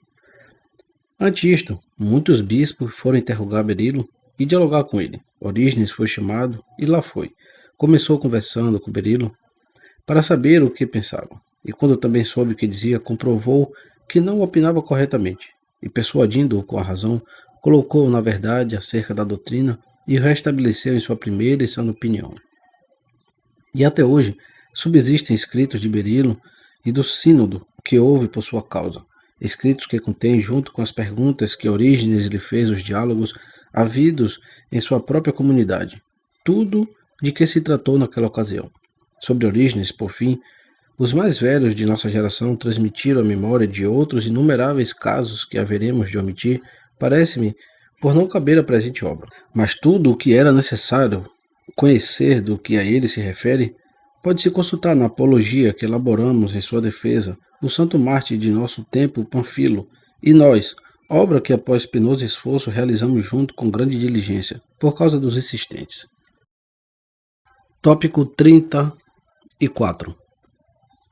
O ocorrido no tempo de Filipe. Ao terminar Jordiano seu reinado de 6 anos completos sobre os romanos, sucedeu no principado Filipe, junto com seu filho Filipe. Dele, conta uma tradição que, como era cristão, quis tomar parte com a multidão nas orações que se faziam na igreja e no dia da última vigília da Páscoa. Mas o que presidia naquela ocasião não permitiu que entrasse sem antes fazer a confissão e inscrever-se com os que se classificava como pecadores e ocupava o lugar da penitência, porque se não fizesse isto nunca o receberia de outra maneira, por causa das muitas tarefas que tinha. E disse que ao menos obedeceu com bom ânimo, e demonstrou com obras a sinceridade e piedade de sua disposição a respeito do temor ao soberano. Tópico 35. De como Dioniso sucedeu Heracles no episcopado. Era o 3º ano deste, quando morreu Heracles, depois de presidir durante uns 16 anos a igreja de Alexandria. Recebeu o episcopado Dionísio. Tópico 36. Que outras obras escreveu Orígenes. Foi então, como também era natural, enquanto a fé se multiplicava e nossa doutrina se expressava com liberdade por todas as partes, quando Orígenes, segundo dizem, tendo passado dos 60 anos e tendo já reunido uma grande experiência com sua longa preparação, permitiu aos taquígrafos transcrever as conferências ditas por ele em público, sendo que nunca antes tinha consentido que isto se fizesse. Também compôs neste tempo os 8 livros contra a obra do Epicúreo Celso, contra nós, intitulada Doutrina Verdadeira, assim como os 25 tomos sobre o Evangelho de Mateus e os tomos sobre os 12 profetas, dos quais encontramos apenas 25. Conserva-se dele ainda uma carta ao próprio imperador Filipe e outra à sua mulher Severa, assim como muitas outras às diferentes pessoas. Delas temos recolhido em volumes próprios, para que não andem mais espalhadas. Todas que podemos reunir, conservadas aqui e acolá entre diferentes pessoas, ultrapassam o número de 100. Escreveu também a Fabiano, bispo de Roma, e a muitos outros chefes da igreja, sob sua própria ortodoxia. Teis provas disso no livro 6º da Apologia, que escrevemos sobre este homem. Tópico 37. Da discórdia dos árabes. Pela mesma época de que falamos, surgiram novamente na Arábia outros introdutores de uma doutrina alheia à verdade, os quais diziam que a alma humana, enquanto durar o tempo presente, morre no transe derradeiro juntamente com os corpos, e com eles se corrompe, mas que um dia reviverá novamente com eles no momento da ressurreição. Pois bem, também então reuniu-se um concílio de bom tamanho, e novamente chamou-se a Orígenes, que teve alguns discursos em público sobre o assunto debatido, e de tal forma se conduziu que aqueles que primeiro haviam sido enganados mudaram suas opiniões. Tópico 38. Da heresia dos elcesaístas. Também então deu início a uma nova perversão, a heresia chamada dos elcesaístas, que se extinguiu logo depois de nascida. É mencionada por Orígenes em uma homilia sobre o Salmo 82, que pronunciou em público, e diz assim: veio recentemente um que se gloria de poder ser embaixador de uma doutrina ateia e ímpia por demais, chamada dos elcesaístas, que se levantou recentemente contra as igrejas. Quais são as maldades que profere esta doutrina? Vou expô-las para que não vos capture. Rechaça algumas coisas de toda a Escritura. Utiliza, no entanto, passagens tomadas de todo o Antigo Testamento e dos Evangelhos. Rechaça por inteiro o apóstolo. Diz que renegar a fé é coisa diferente e que o homem, atento em caso de necessidade, renegará com a boca, ainda que não com o coração. E possuem um livro do qual dizem que caiu do céu e que quem o ouça e tenha fé receberá perdão de seus pecados. Um perdão diferente do que Yahushua HaMashiach deu. Tópico 39. Dos tempos de Décio. Agora, pois, a Felipe, que havia imperado por 7 anos, sucede Décio, que por ódio de Felipe suscitou uma perseguição contra as igrejas. Nela, Fabiano consumou o martírio em Roma e Cornélio sucedeu no episcopado. E na Palestina, Alexandre, bispo da igreja de Jerusalém, novamente comparece por ungido ante os tribunais do governador em Cesareia.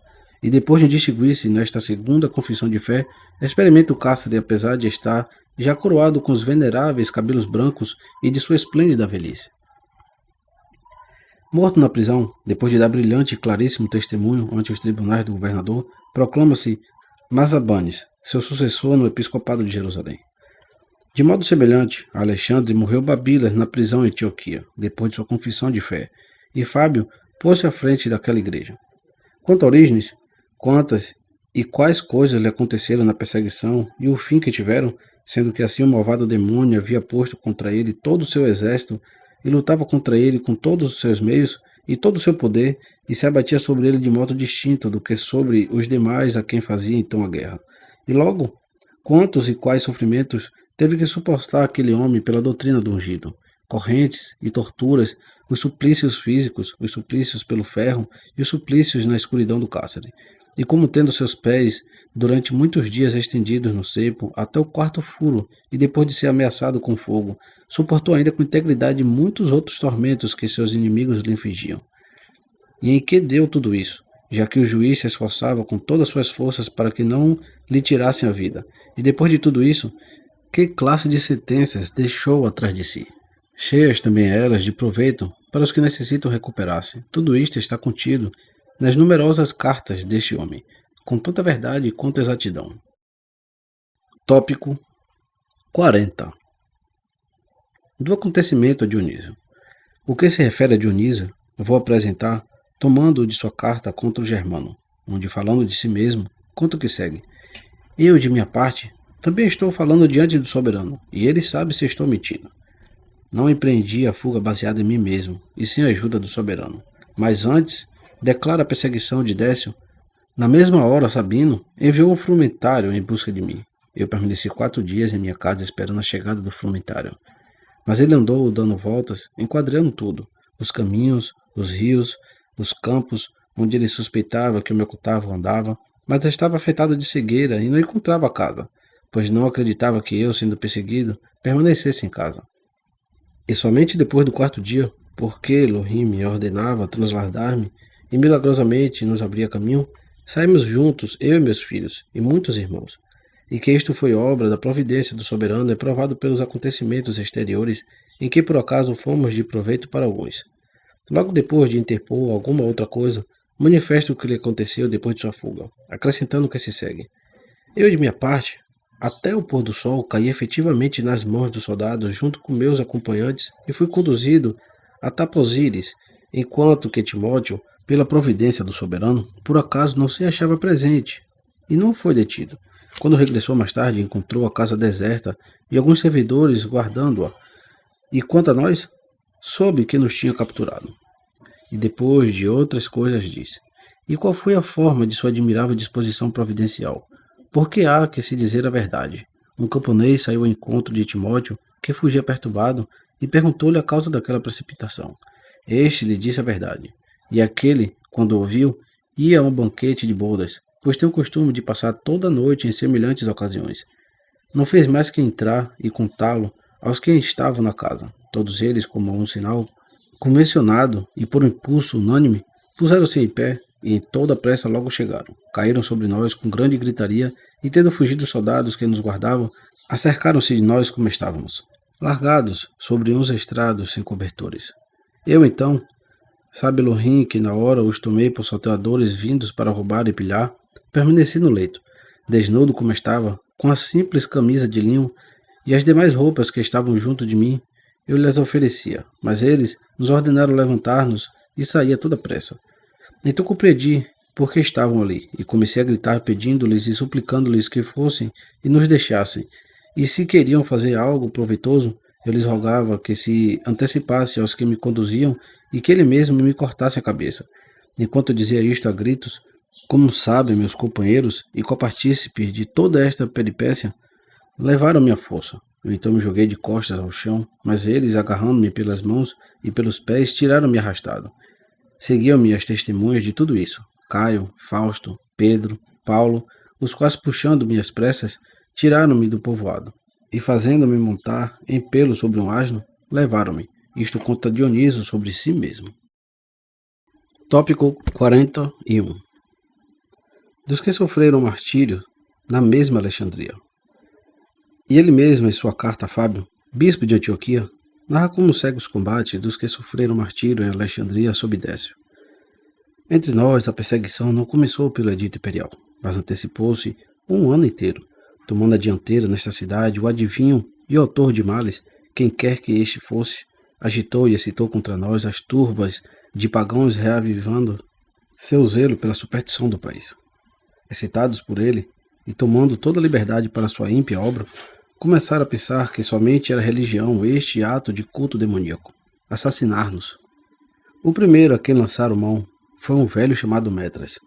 Intimaram-no a dizer palavras ímpias, e como ele não obedecia, bateram-no por todo o corpo e espetaram seu rosto e seus olhos com varas pontiagudas. Levaram-no ao arraial e ali o apedrejaram. Depois foi uma mulher crente chamada Quinta. Conduziram-no ao templo dos ídolos e queriam forçá-la a adorar, mas como ela se virou horrorizada, ataram-lhe os pés e a arrastaram por toda a cidade sobre o áspero calçamento, batendo contra as lajes enquanto a açoitavam, e voltando ao mesmo lugar, apedrejaram-na. Em seguida, todos de uma vez lançaram-se contra as casas dos fiéis e, caindo sobre os que cada um conhecia seus vizinhos, levavam-nos e se entregavam ao saque e à pilhagem, separando para si os objetos mais valiosos, jogando os mais vulgares e feitos de madeira para queimá-los nas ruas, oferecia o espetáculo de uma cidade tomada por inimigos. Quanto aos irmãos, deixavam-nos fazer, retiravam-se às escondidas e aceitavam com alegria o roubo de seus bens, assim como aqueles de quem Paulo deu testemunho. E não sei de nenhum até agora que tenha renegado o Mariá, a não ser talvez um que caiu em suas mãos. Mas ainda mais, prenderam também então a anciã Apolônia, virgem admirável. Ao golpeá-la nas faces, fizeram assaltar-lhe todos os dentes, e erguendo uma fogueira diante da cidade, ameaçaram queimá-la viva e não proferisse junto com eles os votos da piedade. Ela então pediu um pequeno espaço, e uma vez solta, lançou-se de um forte salto ao fogo e ficou completamente queimada. Serápio foi preso em casa, e depois de maltratá-lo com duros tormentos e torcer-lhe todos os membros, lançaram-lhe de cabeça do andar superior. Nem por caminho, nem por trilhas, nem pelas ruas podíamos transitar, nem de noite, nem de dia, sem que a toda hora e em toda parte gritasse que quem não cantasse as palavras blasfemas devia ser arrastado e queimado. Esse estado de coisas se manteve assim por muito tempo, mas depois que a revolta se apoderou dos miseráveis e a guerra civil voltou contra eles mesmos, a crueldade que antes se pregava contra nós, pudemos por fim respirar um pouco aproveitando sua falta de tempo para se irritarem contra nós. Mas em seguida, anunciou-se a troca daquele reinado tão favorável para nós e espalhou-se um grande temor pelo que nos ameaçavam. E assim é que ali estava o edito, quase idêntico ao previsto pelo nosso Salvador, mais terrível ou pouco menos, tanto que, sendo possível, até os próprios eleitos tropeçariam. Certo é que estavam todos arrastados, e muitos dos mais compíscuos, uns compareciam logo mortos de medo, outros, com cargos públicos, viam-se levados por suas próprias funções, e outros eram arrastados pelos amigos. Chamados pelo nome, aproximavam-se dos impuros e profanos sacrifícios, pálidos e trêmulos, como se não fosse sacrificar, mas serem eles mesmos sacrifícios e vítimas para os ídolos. Tanto que o numeroso público que o rodeava zombava deles, pois era evidente que para tudo eram uns covardes, para morrer e para sacrificar. Alguns outros, por outro lado, corriam mais resolutos aos altares e levavam sua audácia ao ponto de sustentar que jamais anteriormente tinham sido cristãos. A eles se refere a muito verdadeira pregação do Mariá, que dificilmente se salvarão. Dos restantes, uns seguiam a um ou outro dos grupos mencionados, e os outros fugiam. Quanto aos que foram presos, alguns depois de terem chegado até as correntes e ao cárcere, alguns inclusive estiveram encarcerados vários dias, logo renegaram ainda antes de chegar ao tribunal, e outros, depois de se manterem firmes algum tempo nos tormentos, negaram-se a seguir adiante. Mas os sólidos e abençoados pilares do Mariá, fortalecidos por ele com uma força e constância adequada e dignas de sua fé robusta, converteram-se em testemunhas admiráveis de seu reino. O primeiro deles, Juliano, um homem sofrendo de gota, incapaz de ficar em pé ou de caminhar, que foi conduzido junto com outros dois que o levavam. Um destes renegou em seguida, enquanto que o outro, chamado Crônio e apelidado de Eunus, assim como o próprio senhor Juliano, confessaram Mariá, e depois de serem levados sobre os camelos por toda a cidade, que era enorme, como sabeis, enquanto os açoitavam lá em cima, por último, com todo o povo acotovelando-se em torno, queimaram-nos com cal viva. E um soldado que os escoltava, quando eram conduzidos ao suplício, enfrentou-se com os que lançavam seus insultos, mas eles puseram-se a gritar, e os valentíssimos campeões do soberano, Bezas, foi conduzido ao tribunal. E depois de sobressair no grande combate pela região, foi decapitado. E outra ainda, de nacionalidade líbia, e verdadeiro Mácar, por seu nome e por bênção divina, como o juiz insistisse em exortá-lo e a renegar, não se deixou seduzir, e o queimaram vivo. E depois destes, Epímaco e Alexandre, que depois de ficarem presos longo tempo sofrendo incontáveis sofrimentos de ganchos e açoites, foram também metidos em cal viva. E com estes 4 mulheres, a Monaria, uma santa virgem, o juiz mandou torturá-la, com toda a sanha e força, por ter feito constar de antemão que não diria uma só palavra que ele ordenasse, e como ela cumprisse a promessa, conduziram-na ao suplício. Quantas outras, a venerável anciã Mercúria e Dionísia, mãe de muitos filhos, as quais, no entanto, não amou mais do que o Salvador, sentindo seu juiz envergonhado ante a ineficácia de suas torturas, e para não ser vencido por umas mulheres, fez com que morressem pela espada e não provassem mais tormentos. De fato, a Monaria os tinha suportado por todas elas, como paladino seu. Foram entregues também aos egípcios Heron, Áter e Isidoro, e com eles um rapaz de uns 15 anos chamado Dióscoro.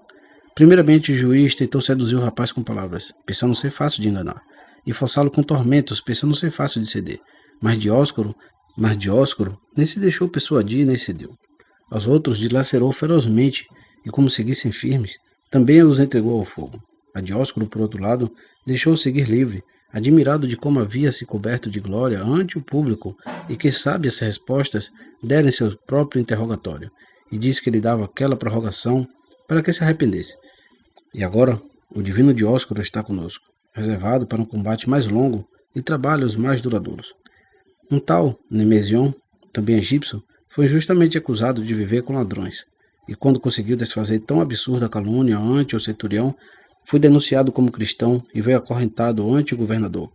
Este, muito injusto, maltratou-o com tormentos, e açoites e quantidade dobrada das dos bandidos. E entre bandidos fez queimar o bem-aventurado, que assim via-se honrado com o exemplo do ungido. Todo um piquete de soldados, Amon, Zenon, Ptolomeu e Gênesis, e com eles o ancião Teófilo, achava-se de pé diante do tribunal. Estava-se julgando o homem por ser cristão, e quando ele ia se inclinando para a apostasia, aqueles que estavam presentes começaram a rilhar os dentes e faziam sinais com a cabeça. Estendiam as mãos e gesticulavam com todo o corpo. Todos se viraram para ele. Então, antes que os prendessem por outros motivos, eles mesmos se adiantaram correndo para o estrado, dizendo que eram cristãos. Com isto, tanto o governador como seus assessores encheram-se de medo, e parecia que, enquanto os réus se mostravam animadíssimos com os que iam padecer, os juízes se acovardavam. E assim aqueles soldados saíram em triunfo do tribunal, transbordantes de alegria por seu testemunho. Elohim o fazia triunfar gloriosamente. Tópico 42. De outros mártires mencionados por Dionísio. E muitos outros foram despedaçados pelos pagãos nas cidades e aldeias. Desses, recordarei somente um para fim de exemplo. Esquilion era atendente a soldo de um dos magistrados. Seu amo mandou sacrificar, e como ele não obedecesse, começou a injuriá-lo. Persistiu em sua negativa, e o amo o maltratava. Como suportava tudo, este agarrou uma enorme estaca e, atravessando-lhe intestinos e entranhas, matou. E que dizer da multidão dos que andaram errantes por desertos e montes, e morreram de fome, de sede, de frio, de enfermidades, ou presa de ladrões e de feras? De sua eleição e sua vitória são testemunhas dos que dentre eles sobreviveram. Como prova de todos, citarei também um só caso. Queremon já era muito velho, e era bispo da cidade chamada Nilópolis. Tendo fugido com sua mulher à montanha da Arábia, não regressou mais, e os irmãos, apesar de esquadrinhar bem por muitas partes, não puderam encontrá-los, nem seus cadáveres. Muitos são os que nessa mesma montanha de Arábia foram reduzidos à escravidão pelos bárbaros sarracenos. Deles, alguns foram resgatados com grande dificuldade, e em troca de muito dinheiro, e outros não até hoje. E se te expliquei isto, irmão, não é sem motivo, mas para que saibas que quantas e terríveis provas nos atingiram, e mais poderiam contar aqueles que mais experimentaram. E logo depois de breves linhas, prossegue dizendo: portanto, os mesmos divinos mártires entre nós, que agora são assessores do ungido e partícipe de seu reino e de seu juízo, e que junto a ele ditam sentenças, receberam alguns irmãos caídos que se tinham feito culpados de ter sacrificado. Quando viram sua conversão e arrependimento e julgaram que podia ser aceitável para o que não querem absoluta morte do pecador, mas seu arrependimento, receberam-nos, congregaram com eles, reuniram-nos e lhes deram parte em suas orações e comidas. O que nos aconselhais, pois, vós, sobre isto, irmãos? Que devemos fazer? Nos colocaremos ao lado de sua decisão e de seu sentimento e guardaremos seu juízo e sua graça e seremos bons para aqueles com quem compadeceram. Lutaremos por injustiça sua decisão e nos oporemos como juízes de sua opinião, deplorando sua bondade e questionando a ordem estabelecida. Isto é o que Dionísio, de bom acordo, nos expõe ao remover o tema dos que haviam desfalecido na temporada de perseguição. Tópico 43. De Novato, sua conduta e sua heresia. Foi precisamente então que Novato, presbítero da Igreja de Roma, ensoberbecido contra estes, como se já não existisse para eles esperança de salvação, nem mesmo cumprindo tudo o que condissesse com uma conversão sincera e com uma confissão pura, constituiu-se o fundador de uma heresia particular, e daqueles que, por orgulho de sua razão, declaravam a si mesmos puros. Por este motivo, reuniram-se em Roma um numerosíssimo concílio, com 60 bispos e um número ainda maior de presbíteros e diáconos, enquanto que nos demais províncias os pastores locais examinavam particularmente a fundo o que se haveria de fazer. Todos tomaram uma decisão, que Novato, junto com os que se haviam levantado com ele, assim como os que haviam preferido aprovar o parecer antifraterno e sumamente desumano deste homem, seriam considerados como alheios à igreja. Por outro lado, os irmãos caídos naquela calamidade deveriam ser curados e cuidados com os remédios da penitência. Chegou, pois, a nós uma carta do bispo de Roma, Cornélio, escrita para a igreja de Antioquia, Fábio, que declara os fatos relativos ao concílio de Roma e as decisões dos da Itália, da África e das regiões daqueles lugares.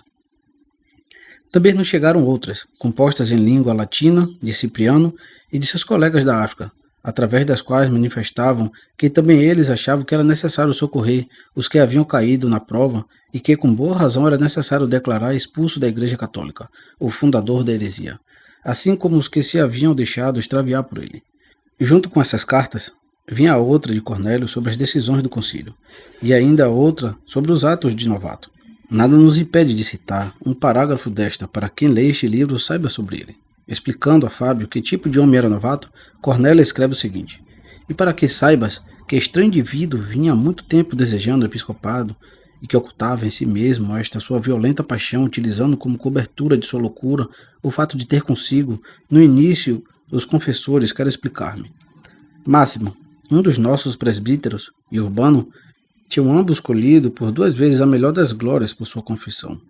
Logo Sidônio, e também Celerino, varão que pela misericórdia do soberano havia suportado com a maior integridade todos os tormentos e que, fortalecendo a fraqueza de sua carne com o vigor de sua fé, tinha vencido a viva força o adversário. Estes homens conheceram aquele e, depois que descobriram a malícia que havia nele, sua falsidade, seus perjúrios, seus enganos, sua insociabilidade e sua amizade lupina, retornaram à Santa Igreja e revelaram todas as maquinações e ações malvadas, que já possuía desde há muito tempo, mas que ocultava em si mesmo, achando-se presentes muitos bispos e grande número de presbíteros e laicos, e se lamentavam e se arrependiam de ter abandonado por breve tempo a igreja, persuadidos por aquela besta pérfida e malvada.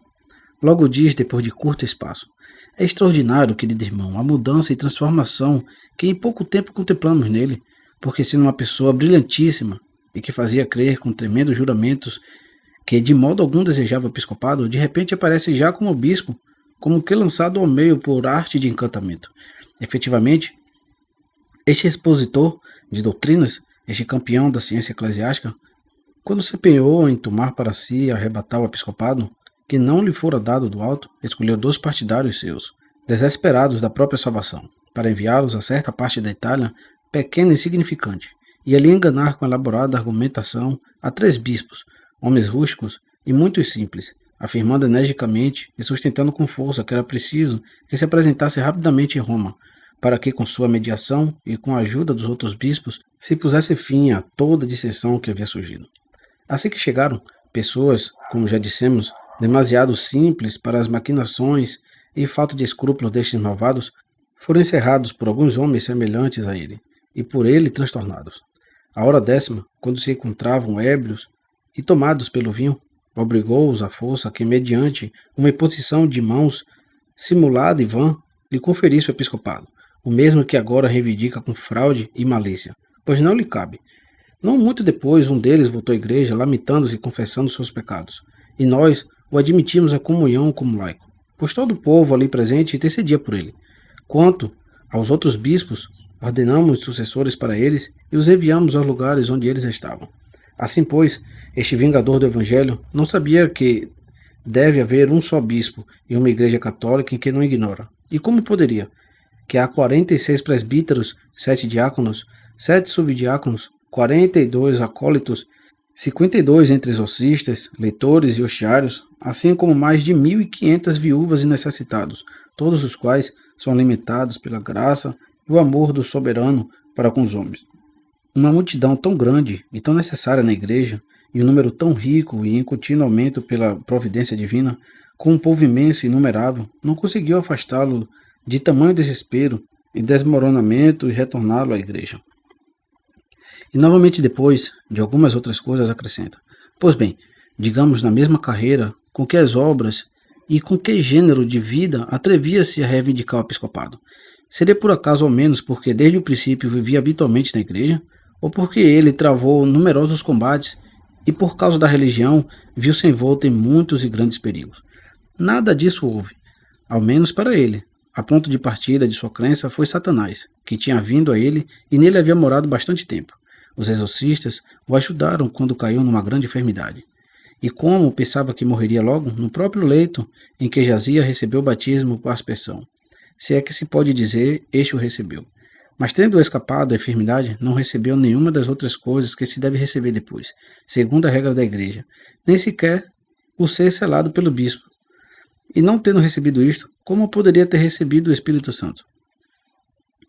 E depois de breve espaço, volto a dizer: ele que, por covardia e apego à vida, em tempos de perseguição, negou que fosse presbítero. Efetivamente, os diáconos lhe pediam e exortavam a que saísse do casebre em que havia se encerrado e socorresse aos irmãos em tudo que fosse lei segundo a possibilidade de um presbítero, para socorrer a uns irmãos em perigo e necessitados de socorro. Mas ele estava tão longe de obedecer às exortações dos diáconos que partiu enfurecido e se afastou, porque dizia que já não queria ser presbítero por estar enamorado de outra filosofia.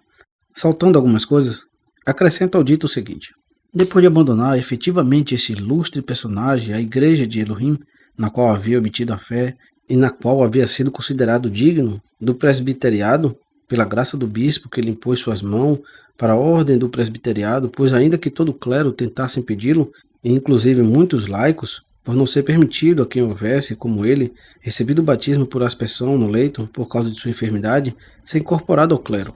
O dito bispo pediu que lhe permitisse ordenar este somente.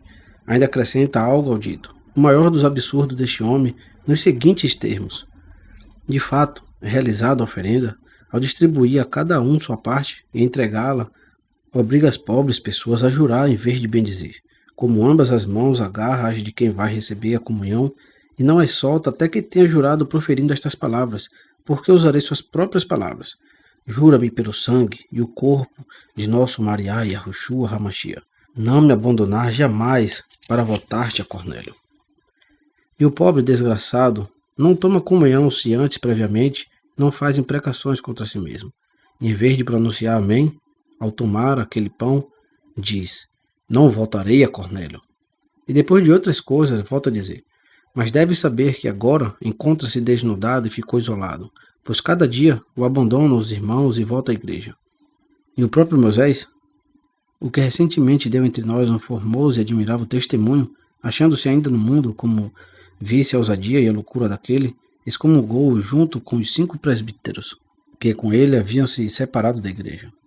E ao final da carta, enumera os bispos presentes em Roma e que haviam condenado a insensatez de novato, indicando ao mesmo tempo seus nomes e os da igreja que cada um governava, e dos que não estavam em Roma, mas que por carta deram assentimento ao voto do citado. Menciona os nomes e o lugar de onde procedia cada um dos que escreviam.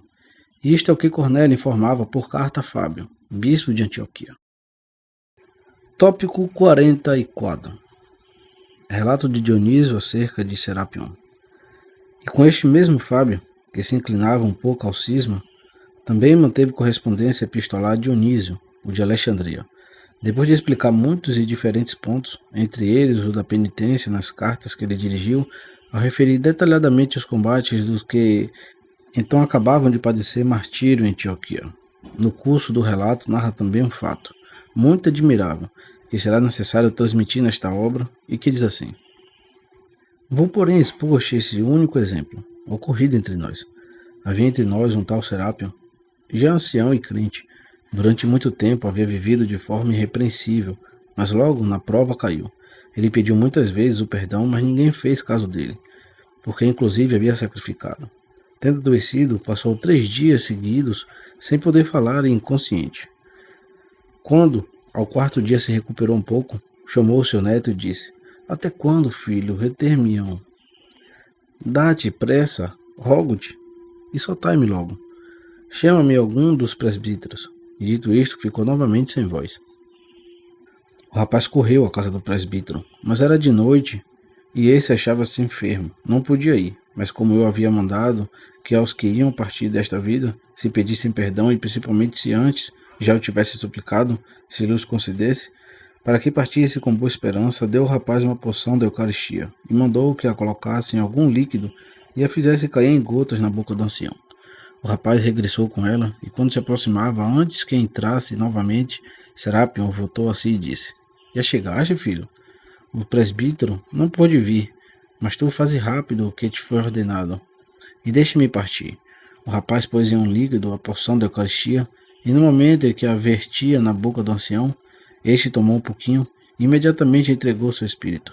Agora bem, não está claro que foi preservado e se manteve até que fosse absolvido e apagado seu pecado, pudesse ser reconhecido pelas muitas obras boas que havia feito? Isto diz Dionísio.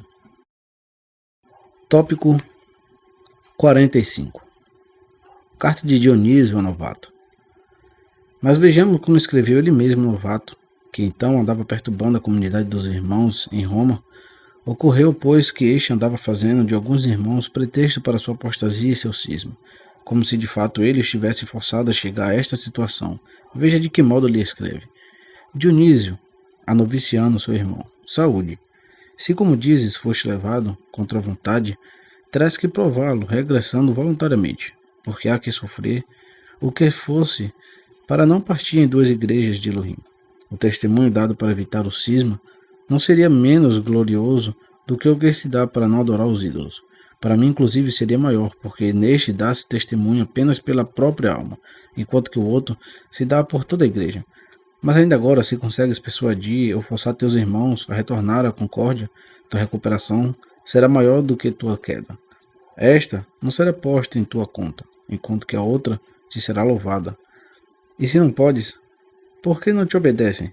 Salva pelo menos tua própria alma. Rogo que tenha saúde e também a Shalom de Yah. Tópico 46. Das outras cartas de Dionísio. Isto escreveu também a Novato, mas além disso, escreve aos do Egito uma carta sobre a penitência, na qual expõe suas opiniões acerca dos caídos, distinguindo graus de faltas. Também se conserva uma carta privada sua sobre a penitência, dirigida a Colon. Este era bispo da igreja de Hermópolis, e outra de repreensão dirigida à sua Grey de Alexandria. Entre estas, encontra-se também a que escreveu Orígenes sobre o martírio. Também aos irmãos de Laodicea, aos quais presidia o bispo Telemidro, e aos da Armênia, cujo bispo era Merusanes, escreve-lhe sobre a penitência. E além de todos estes, escreve também a Cornélio, de Roma, depois de receber sua carta contra Novato. Indica-lhe claramente que ele foi convidado por Heleno, bispo de Tarso, de Cilícia, e pelos outros bispos que o acompanham, Firmiliano, o da Capadócia, e Teoctisto, o da Palestina, para assistir ao concílio de Antioquia, onde alguns tentavam consolidar o cisma de Novato. Além disto, escreve que ele fora anunciado que Fábio tinha morrido e que havia estabelecido Demetriano como seu sucessor no episcopado de Antioquia. Escreve também sobre o bispo de Jerusalém, falando neste termo: por que Alexandre, aquele homem admirável, estando no cárcere, teve uma morte feliz?